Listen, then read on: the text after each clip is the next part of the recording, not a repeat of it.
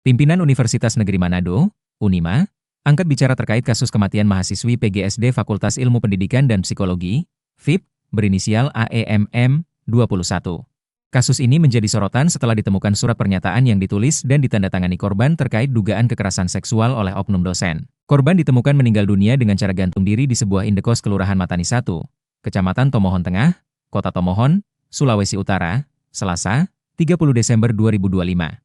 Almarhumah masih tercatat sebagai mahasiswa aktif dan terdaftar sebagai peserta ujian proposal skripsi yang dijadwalkan pada 6 Januari 2026. Terkait hal itu, Rektor Unima Dr. Joseph Philip Kambe, SE, AK, Emba melalui Kepala Humas Unima, Titov Tulaka buka suara. Ia menyatakan bahwa pihak universitas telah mengambil langkah tegas terhadap terlapor. Pernyataan tersebut disampaikan usai menghadiri rapat internal di kantor pusat Unima, Rabu, 31 Desember 2025. Dirinya membenarkan bahwa korban sebelumnya telah melaporkan dugaan kekerasan seksual yang dilakukan oleh oknum dosen berinisial DM. Sebagai tindak lanjut, pihak kampus menjatuhkan sanksi tegas, yaitu pembebas tugasan dari seluruh tugas dan tanggung jawab sebagai dosen. Laporan korban tercatat secara resmi di Satuan Tugas Pencegahan dan Penanganan Kekerasan di Perguruan Tinggi, Satgas PPKPT, Unima. Saat diwawancara, Dekan FIP Unima, Dr. Aljon Dapa, menegaskan pihak fakultas tidak pernah menerima laporan tertulis terkait kasus tersebut. Menurut Aljon, laporan yang diterima di tingkat fakultas hanya disampaikan secara lisan. Saya tegaskan kembali bahwa surat itu tidak pernah sampai kepada saya. Kami sudah mengecek ke staf tata usaha dan tidak ada surat yang masuk ke Fakultas Ilmu Pendidikan dan Psikologi, ujarnya. Ia menjelaskan, setelah menerima laporan lisan, pihak fakultas langsung mengarahkan korban untuk melapor ke Satgas PPKPT Unima. Korban kemudian secara resmi melapor ke Satgas PPKPT pada Jumat, 19 Desember 2025. Pada tanggal 19 itu, korban melapor ke tim Satgas dan diterima admin.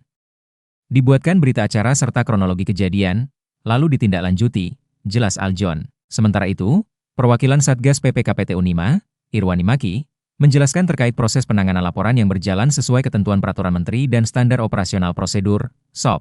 Pada Jumat, 19 Desember 2025 sekitar pukul 12 WITA, Sekretariat Satgas melakukan pendataan dan pelapor mengisi formulir, ujar Irwani. Ia menambahkan, pemanggilan klarifikasi lanjutan terhadap pelapor belum sempat dilakukan karena korban menyampaikan akan pulang ke kampung halaman. Namun demikian, proses penanganan tetap berjalan. Selanjutnya, pada Senin, 22 Desember 2025, Satgas mengusulkan pembentukan tim pemeriksa dan tim langsung dibentuk. Lanjut, pada Selasa, 30 Desember 2025, surat pemanggilan disampaikan dan diterima oleh terlapor. Kemudian pada Rabu, 31 Desember 2025, pemeriksaan terhadap terlapor dilakukan. Lebih lanjut, Irwani mengatakan berdasarkan hasil pemeriksaan, terlapor DM dinyatakan dibebas tugaskan dari jabatan atau dinonaktifkan. Kemudian, Titov Tulaka kembali menegaskan, Rektor Unima berkomitmen untuk menindak tegas segala bentuk kekerasan seksual yang terjadi di lingkungan kampus. Bahkan Rektor menyatakan, apabila dalam proses tim Satgas PPKPT menemukan bukti yang menguatkan, pihak Unima akan memberikan sanksi berat, termasuk pemberhentian dengan tidak hormat.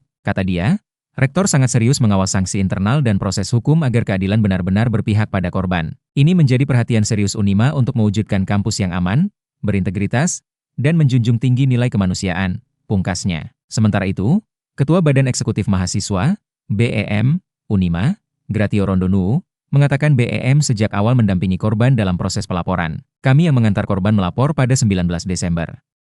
Kami menjaga kerahasiaan laporan untuk melindungi privasi korban, ujar Gratio. Ia menegaskan sikap BEM Unima yang berdiri bersama korban dan terus mengawal proses penanganan kasus tersebut. Posisi kami jelas, BEM berdiri bersama korban, tegasnya.